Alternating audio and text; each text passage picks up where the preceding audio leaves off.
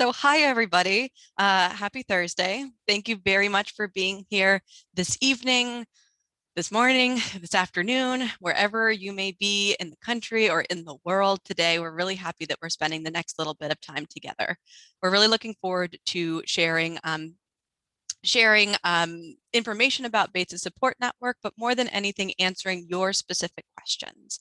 So to introduce myself, my name is Audrey Burns. I'm an assistant dean in the Office of Admission at Bates College. I'm also an alum of the school, which makes sessions like these really wonderful and exciting because I always value the opportunity to get to talk a little bit about Bates and all of the ways that I do think that Bates's community and Bates's structures and programs supports Bates students. So that is our entire aim tonight, talking about these different programs. So we have a couple, we have some information to share at the get-go. We're going to introduce ourselves, but I really hope that we can spend the bulk of this time answering your questions. So if you have any questions right now, right at the get-go, or things you want answered by the time you leave this session, feel free to put them in the Q&A module right now. We will have time throughout the session and just answer them as they come in. But if you start thinking about them now, we can make sure that we tackle them and have time to reach everybody's question. So that's a little bit about today. For those of you who joined more recently, I was just saying that this session will last about no more than an hour, between 40 to 50 minutes, and it's really going to be answering your questions about Bates's support network. So with all of that said, I would love to ask our wonderful, wonderful panelists who are joining us tonight to go around the virtual room, go down our lineup, to introduce yourselves. So I'm wondering if you could share a little bit about your name, your title, how long you've been at Bates, what you do at Bates and what that looks like. So for students, I would also love to hear all of the different activities that you're engaged in, as well as what you're going to be focusing on talking about tonight. And for everybody else, anything else that you think is pertinent or that you're looking forward to talking about tonight would be great. So with that said, Abigail, would you mind kicking us off? Sure. Hello, everyone. My name is Abigail Nelson. I'm an assistant dean of students here, and I primarily oversee the Office of Accessible Education. So we're primarily a resource for students with disabilities on campus. We work a lot with faculty, with students, with a lot of the partners you see here tonight and the offices that are represented. And I've been at Bates for almost 6 years, which is really hard to believe. But I'm so happy to be here tonight and to answer any questions and to hopefully meet you come fall. Hi, everyone. My name is Ning Ngai. My first name is Ning. I spend most of my time working at the Bates Center for Purposeful Work as their Associate Director for Employer Engagement and Business Advising. And that essentially means that I build relationships with Bates alumni, friends of Bates, Bates parents, anyone who's interested in recruiting Bates students for internships and full-time opportunities. I spend part of my time also working with students interested in business, all sorts of business, from finance and consulting to human resources and operations. So anything in that business umbrella. And I also have a secondary role right now as one of the interim associate deans at the Office of Intercultural Education. And through that office, we provide broad scale support for underrepresented students, students from various diverse racial ethnic backgrounds, LGBTQIAP2+, first generation students, and any students that feel they need additional support and resources that's very identity based. So super excited to be here and answer some of your questions. And I've been at Bates for about 2 years. Hi, everyone. I'm Dylan. I'm a senior at Bates. I'm from San Francisco, California. My pronouns are she, hers. At Bates, I'm an environmental studies major with a focus in ecology and earth systems. I have 2 minors in education and religious studies.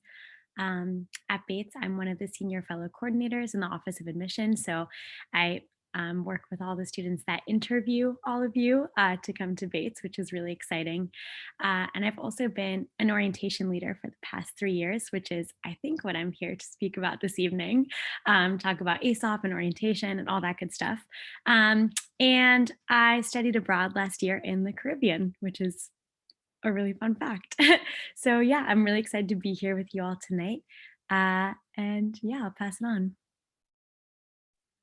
Hi everyone, my name is Eliana. I use she and they pronouns. I'm a junior and I'm an anthropology and psychology double major with a theater minor.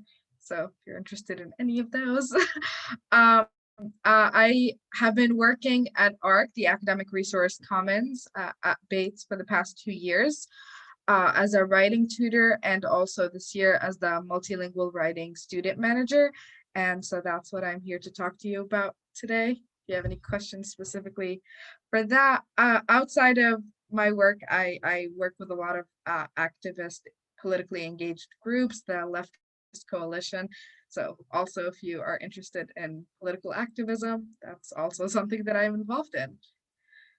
Yeah, and I'll pass it on to whoever goes next. Hi, I'm Jess Mayo. I am a licensed psychologist and one of the staff psychologists at Counseling and Psychological Services, or CAPS for short. Yeah, we have a couple of other psychologists, other counselors there as well, director, associate director. We have a part-time psychiatrist and a psychiatric nurse practitioner. So I am one of many in that office. I have been at Bates for, I think, about 9 years and full-time for the last 4 or 5. I've lost track at this point, but I've been here a while. So I'm very excited to be here.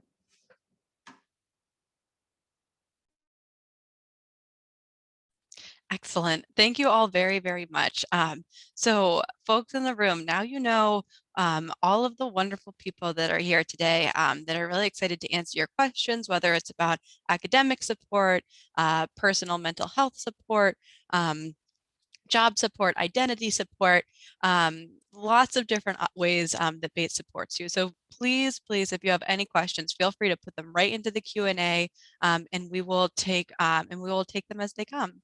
So the first question that we have, thank you for kicking us off, is a question that asks, what does mental health support look like at Bates? So I think this would be a great chance.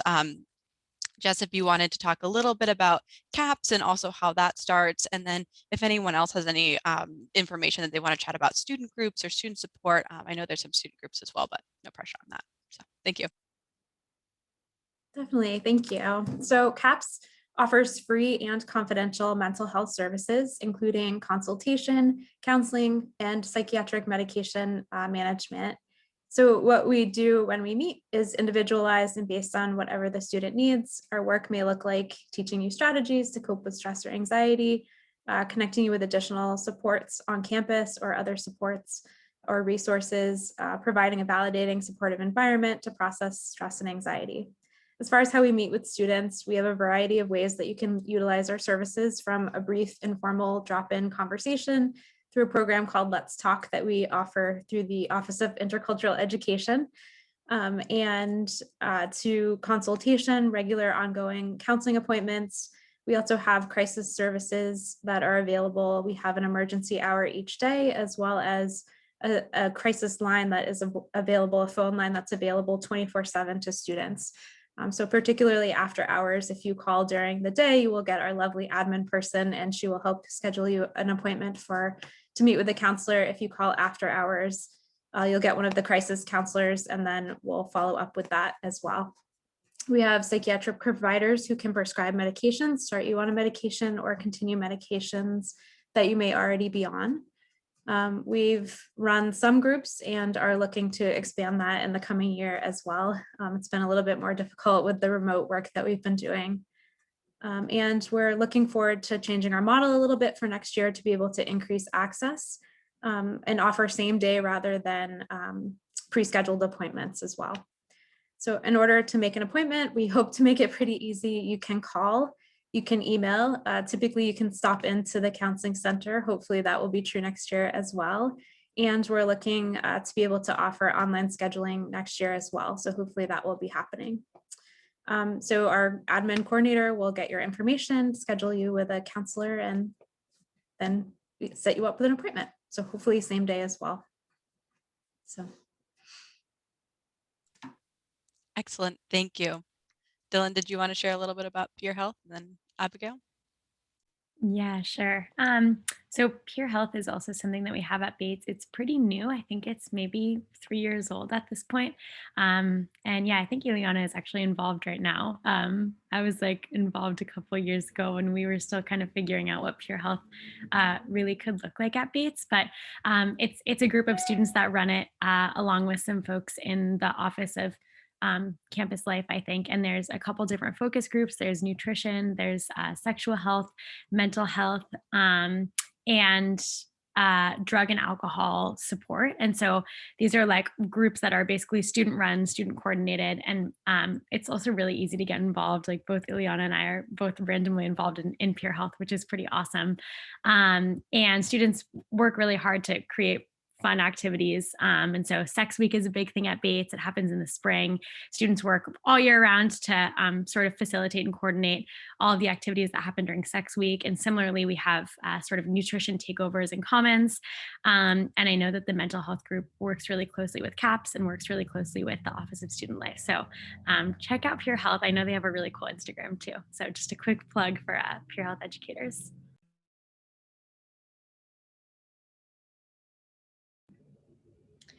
Thanks, Dylan.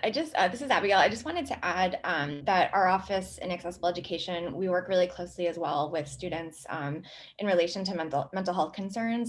So if a student's encountering a barrier in a course, in the residential environment, in relation to our programs or policies, that's definitely a reason to come see us and see what we can offer, how we might be able to support. And we work really closely with Jess and her colleagues in CAPS. So you could kind of come to us, we can connect you over there, you can go there, and they can connect you over to us. So we're working really closely together to make sure that students who are managing a mental health concern or having something crop up get access, equal access, and the support that they need. And I just wanted to, second and third, something that has, kind of been a thread through these comments is that it's so wonderful to have CAPS as a partner in programs and activities. And I know that Jess specifically mentioned Office of Intercultural Education, and one of my favorite programs this particular semester has been a collaboration with CAPS called Wellness Bingo. And it was basically a way to really highlight different ways to engage in self-care and to really emphasize how important that is, that we want to make sure to be tending to our mental health and general health needs like throughout the entire course of the semester. And so I really, again, love that program because it was very much a partnership and very much a way for our various offices to be connected and just be supporting our students in as many ways as possible. Thank you all so much. That was super helpful. Yeah, that was really great. I'm learning about so many things. It's really always incredible to see how quickly a place evolves, especially in regards to like mental health support and all the opportunities. Just in my experience with Bates over the past 7 years, there's been so much change and so much growth, which is always really, really exciting to hear about. So thank you. So while everybody is listening, please feel free to drop those questions in the Q&A. We have a couple other questions that we think might be on your minds, but we won't know for sure unless you ask them. So while you're thinking, the next question I would like to pose almost pretty directly to you, Abigail, but anyone else who has any insight to add. And so the question is, if I had an IEP, and maybe you could define that as well, or other support structures in place, can I carry them over? Do students need to? Thanks, Audrey. Yeah, so I think maybe if it's okay to just take a little step back and maybe share some of the reasons that students might connect with our office. And yeah, so we definitely work with students who maybe have used accommodations in high school or before coming to Bates and want to talk about what that looks like at Bates. We also work with students who maybe,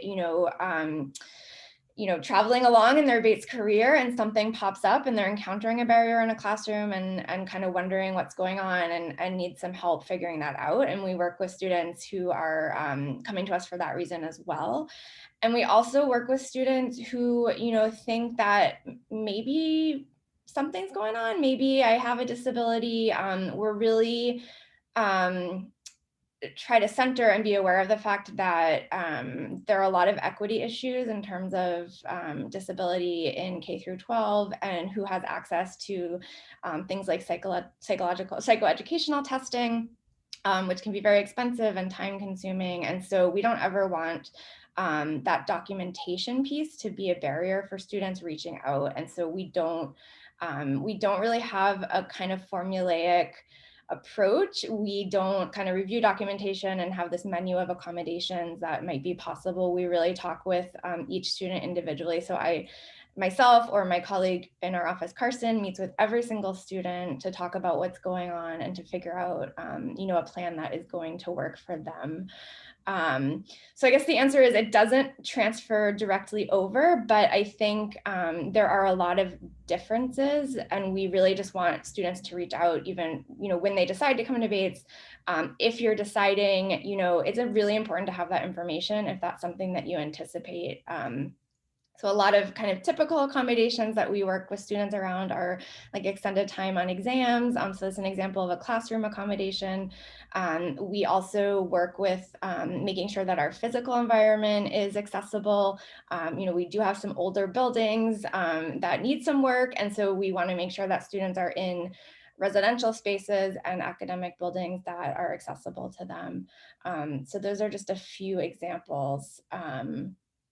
So I think the answer is, do you need to carry it over? That's another kind of individual question. I think a conversation is always great to have. We can kind of share a little bit about what that landscape looks like here at Bates. And you haven't been to college before, most likely, maybe a few of you have, but it's hard to know when you haven't been a college student yet exactly what it's going to be like and what you're going to need or what you're going to run up against. And we really want to work with students, again, on an individual basis. And, depending on what course you're on, course you're in, and kind of what your experience is, we really take the view, which I think is just important to share, and I'll stop after this because I know I've been talking I don't want to take up too much time.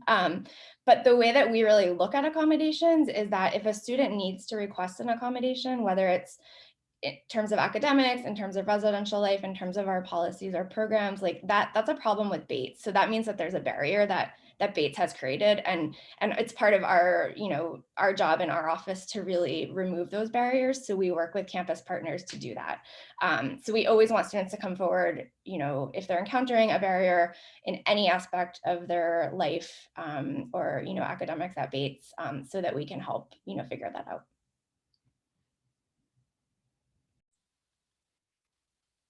Excellent. Yes, thank you so much for sharing all of that excellent information. So to build or just to kind of, I guess, stay, you know what, I take that back. I just have a whole other question. So I'm wondering if we could, if I could go to you, Eliana. I'm wondering if you could share a little bit about ARC. What is ARC? What does it stand for? How does it work? How do people get involved? What is it? Thank you. So ARC is the Academic Resource Commons, and it's basically peer-led academic support. During normal years, it's located in Lad Library. So if you're ever studying in the library or you go there to get something, like, it's very clear. It's a really amazing space if we're ever get to go back there next year. But currently it's we're doing virtual online tutoring, and there's a bunch of different programs in it. So there's writing support, content tutors, peer assisted learning, LAMP program.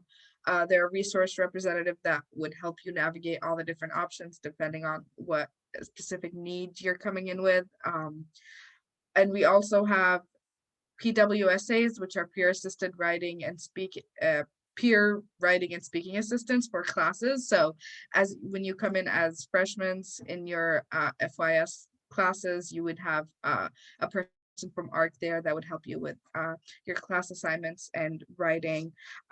There's a big emphasis in ARC about the fact that it's peer-led. So we understand that how hard it can be to seek out support academically in such a challenging environment, and going to a professor can sometimes be really scary and really intimidating. And so we focus on the fact that there are peers who have gone through similar classes and similar experiences and garnered a lot of expertise in those areas. And so we help train those students to become peer tutors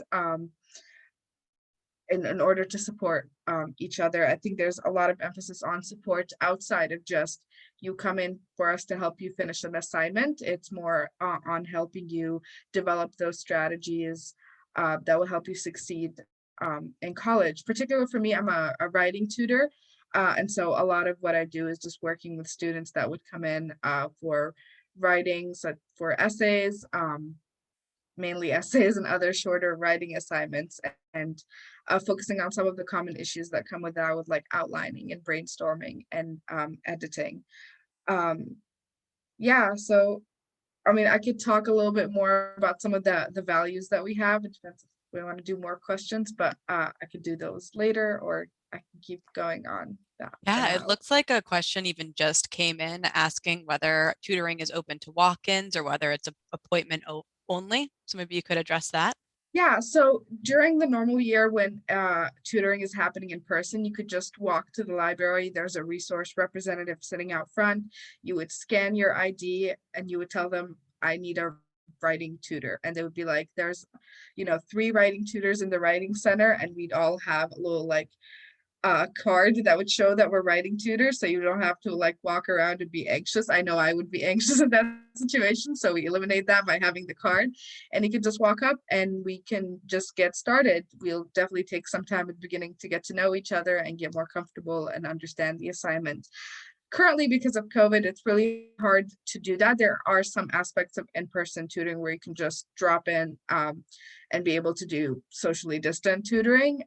Depending on how we go about it next year, there's also the virtual option. And in the virtual option, it is appointment-based, just to make sure that everyone has the links that they need to and the information that they need.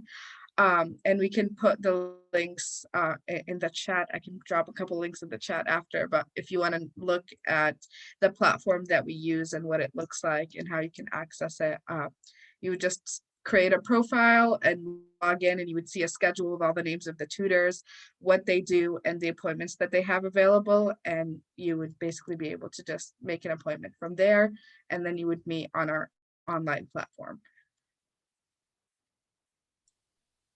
Excellent. Thank you so much. I have to say, ARC always looks like it looks so fun and happy whenever you kind of walk by and see everyone working together. It's like there's an energy in that part of the library for sure.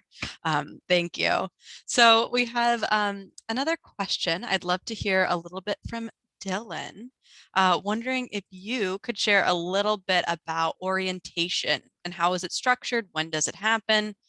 What's unique about it? What types of things do you learn during orientation?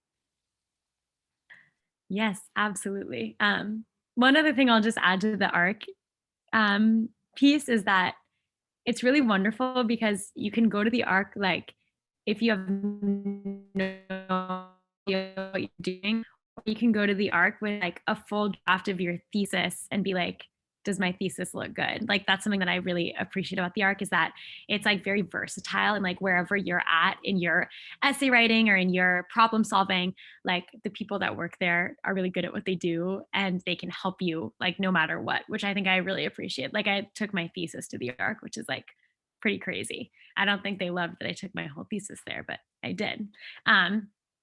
Yeah. Okay. So orientation. So orientation is definitely a really formative part of any college experience, no matter where you go. You're probably always going to remember your college orientation, I think. And the way we do orientation at Bates, I think, is pretty standard in the beginning, but we have a really special piece of orientation that I'll talk about last because it's my favorite part about Bates. So orientation lasts about 10 days. You'll have the 6 days of sort of, you move in, you can move in with your family, you can move in with your friends, you move into your dorm, you meet all of the people that you're living in your first year center with. So this is all of the other first years that are living on the same floor as you. You're going to meet your roommate for the first time. You've probably been like Facebook messaging for months or texting for months. I know my freshman year roommate and I talked a lot about like how we wanted to decorate. We were like already so on top of it, like day one. So you meet your freshman year roommate, which is so exciting. And you're also going to meet your junior advisor.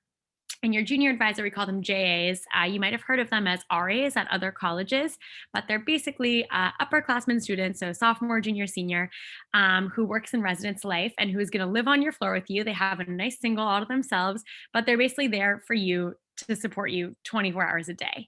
And they're sort of like your leaders at the beginning of orientation. They take you on a tour. You eat all your meals in commons with them. So you're there with everybody else on your floor. And it's like a really I think it's a really positive and intentional community for when you first get to college, because I think that even though we only have one dining hall and it's not that big, as a first year, if you're to walk into the dining hall and you don't know where you want to sit and you've been at Bates for 2 days, that's so terrifying. And so JAs and your first year center just like totally eliminate that for you, which I always really appreciated. And you'll have convocation, which is like a really fun ceremony where you get officially welcomed to Bates. And then most of the orientation activities for the first 6 days at Bates are optional, which I think is really great. And so if you're feeling like you want to go and put yourself out there and make friends and do something really fun, you can. But if you're feeling like emotionally overwhelmed and you just want to hang out and get to know your roommate and drink tea, you can also do that. I did that. I like didn't go to orientation activities. I was like too scared. I was like, I don't want to leave my dorm room, and that's okay. And I definitely, sometimes I'm like, oh, I kind of wish I'd been to one because like they seem really fun. But it's almost completely optional, which I think is a really good way to scaffold the beginning half of orientation. And then comes the best part of orientation, which is ASOP, which stands for our Annual Entering Students Orientation Program. And this is the latter 4 days of orientation. So you have 6 days to sort of like figure your stuff out and meet your roommate. And then you go on an ASOP trip. And ASOP trips last for 4 days and 3 nights. And they're basically outdoor trips all over the state of Maine. And they range from really everything. There's backpacking, canoeing, surfing, climbing, community engagement, Habitat for Humanity, art and hiking. There's farm SOP, which is when you live on a farm for 4 days. And they change every year, so they're super different. And ASOP is a 100% student-led program. So the people that plan ASOP are like my peers. And then the people that lead ASOP are also students. And I've led ASOP for the past 3 years. And you lead with one of your friends. So it's not like your leaders don't know each other and they're randomly put together. You apply to lead ASOP with one of your best friends. And you'll be on an ASOP trip with 8 other students and 2 upperclassmen leaders. And I would say that the goals of ASOP are sort of threefold. A, it's to get outside in Maine and explore Maine, because not everybody is from Maine. I know I really appreciated that part coming from California. It's B, to meet 8 new other first years that are going to be your friends for your whole time at Bates. And you get to know them really well and you get really close in 4 days because you're doing everything together. And it's 3, or C, I forget what I was saying, to sort of have some mentors and some role models and some people that are older than you at Bates that know a lot of things, or that have cars, or that have experience taking certain classes and going to Purposeful work and going to CAPS and like knowing how to navigate all of those things. I know that I still text my ASOP leaders all the time, and I'm a senior. Like I'm still them to, what are you doing? Like this crazy thing just happened to me at Bates, because you really do get close to your ASOP leaders. And then if you need anything, they're always right there. Like I know I didn't have a car because I'm from California, and my ASOP leaders would like take me places in their cars that they had because they were upperclassmen. And I was like, this is so cool. So that's sort of the gist of ASOP, and definitely the link that Joey sent. I think that the pictures speak more than words. I really think that ASOP is sort of a huge foothold in your Bates experience, and you'll definitely be interacting with your ASOP group like throughout your time at Bates. We still do like monthly dinners. Well, not this year, but last year we would do like monthly dinners with our ASOP. We would have get-togethers with like my ASOPers and my friends' ASOPers, and we would all hang out together. So ASOP is pretty awesome, and that's sort of the cherry on top of orientation. And then you'll basically come back from ASOP and you'll like talk all about your ASOP trip with your freshman year roommate and be like, that was so fun. And then classes start a couple days later. So that is your general introduction to Bates. And if people have any more specific questions, let me know. Yeah, Eliana, go ahead. Yeah, I just wanted to add, I'm an international student. And so I got here, with that, usually people would come with parents, like I didn't have that. So I was terrified. And definitely the orientation activities were really great because, I mean, you get to kind of understand that everyone's a little anxious, everyone's a little scared, and you get to have that little community together. And so as an international student, like, I really appreciated that a lot. And I just wanted to speak more on the JAs and the your first year centers. I had a great experience with that.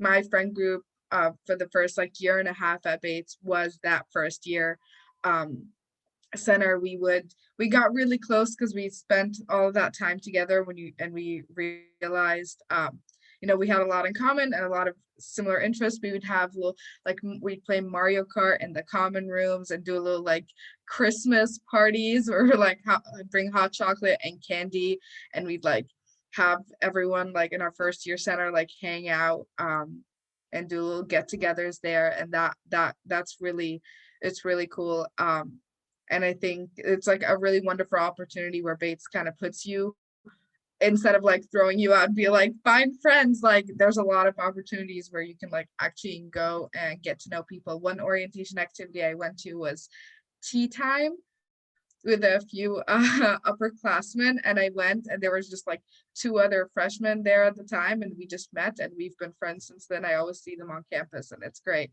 because you're just like, remember that one time we went to get tea together like freshman year? And it's really helpful, and it shows you how nice of a community Bates is, and it calms the nerves that you have when you first get here. And if you have more question on international student things, I can also speak on that.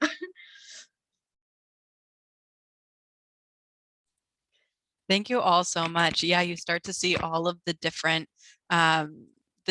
webs of how Bates supports. I always say I feel like there's many different ways that it's kind of ingrained into the structures. We have programs, the different ways to kind of support, and then it's also very nicely kind of intertwined with, I think, the Bates community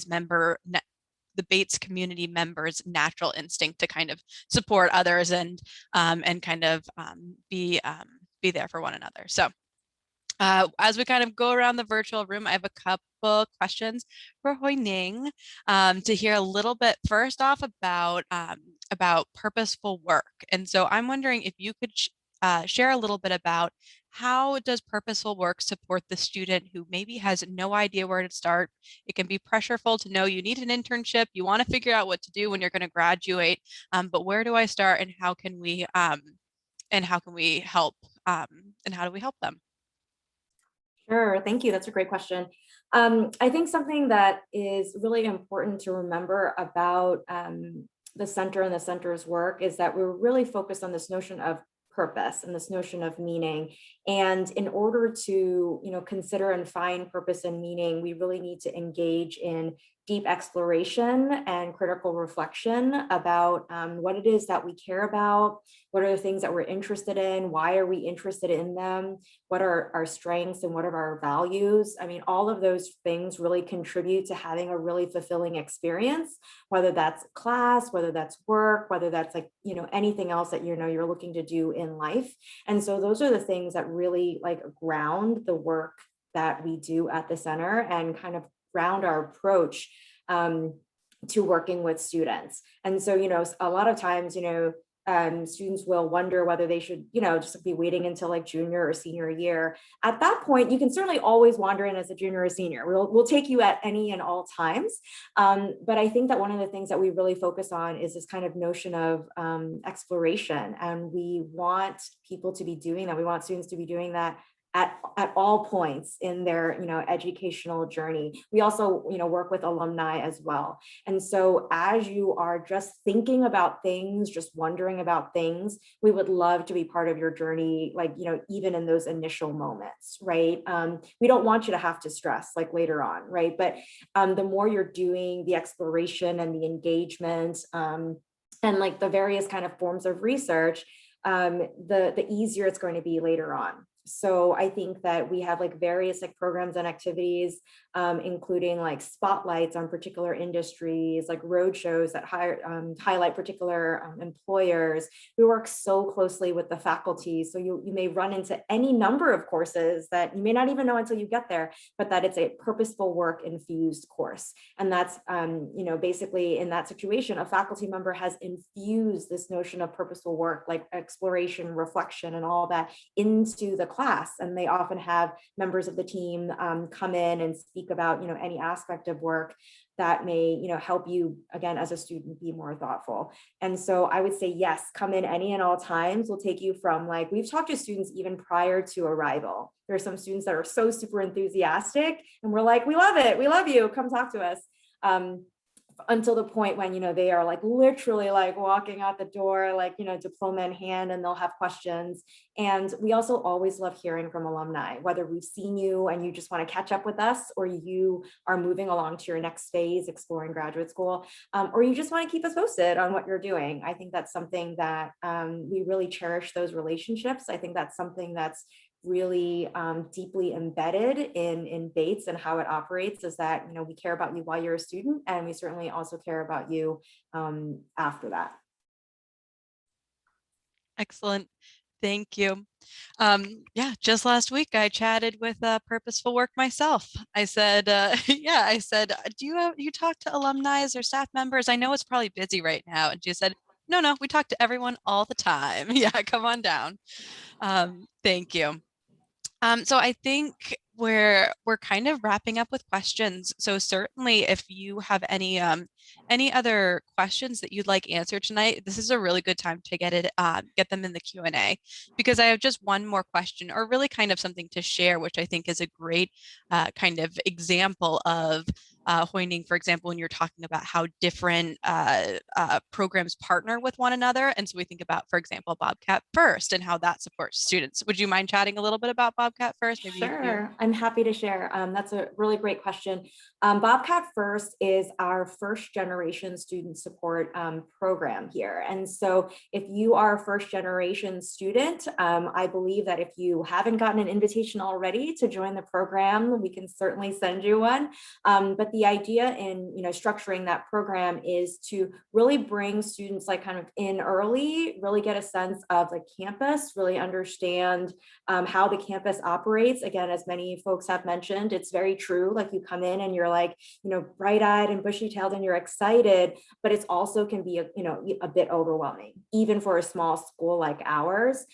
There's a lot of different offices. Sometimes students are like, why isn't there a one-stop shop? But I think that there are so many people that are on the campus that are wanting to help you, but they all help you in different ways. It's the same way that you go to a different doctor for a different sort of thing, or a different kind of store for a different sort of thing.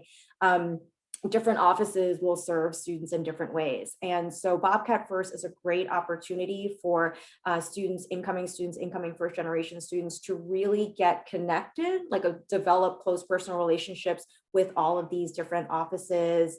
Consider things like how to manage time, how to manage work, how to engage with resources in different sorts of ways. Those are the things that students participating in the program really get educated about.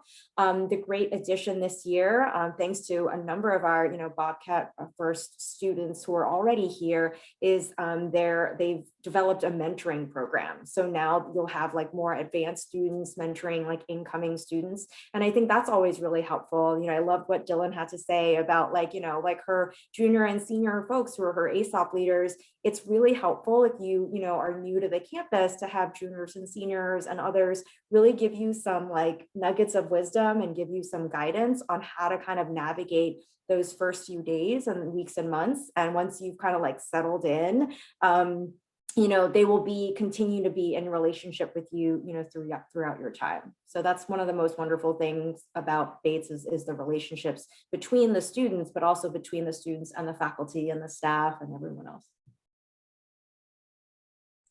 Thank you so much. So I'm going to pass the mic over to Eliana to talk a little bit about the ARC and a particular initiative within the ARC. Yeah, I just wanted to highlight ARC's position on a lot of equity issue and issues of linguistic justice.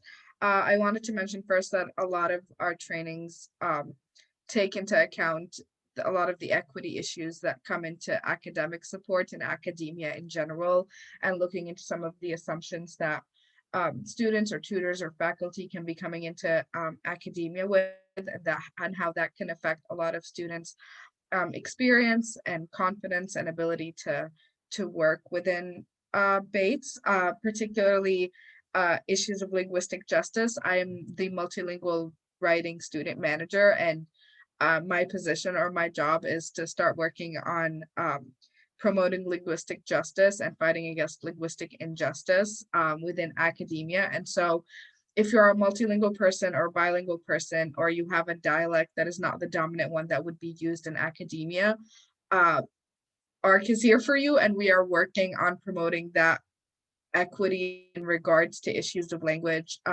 with professors and faculty, and within the way that we function in ARC. So all of our tutors get trained in how to deal with multilingual, how to work with multilingual and bilingual students. We recognize that every linguistic form of expression is valid and proper, and you will never account, or I hope you will never encounter an ARC tutor that would tell you something that you've written is written improperly. We don't believe that that exists. It's rather that there are certain assumptions and barriers within within academia that has convinced a lot of us that there are proper and improper languages. And so next year, we're working on it right now, and I'm going to keep working on it next year. And hopefully you see that translated into your relationship with professors and ARC tutors. We're also working with professors on how to include those issues in their classes, so you don't have to feel excluded in your classrooms in regard to your language. Yeah, and I just wanted to highlight that because it's a really important part of our work. Thank you so much for highlighting that. That is so important, so interesting, and so good to hear about. And thank you. So with no more questions in the Q&A, I would like to say to that point, is there anything that we missed this evening to you panelists that you think would be really important to share in this space before we get off? If not, if everything's been said, that's great. But if there's anything still percolating,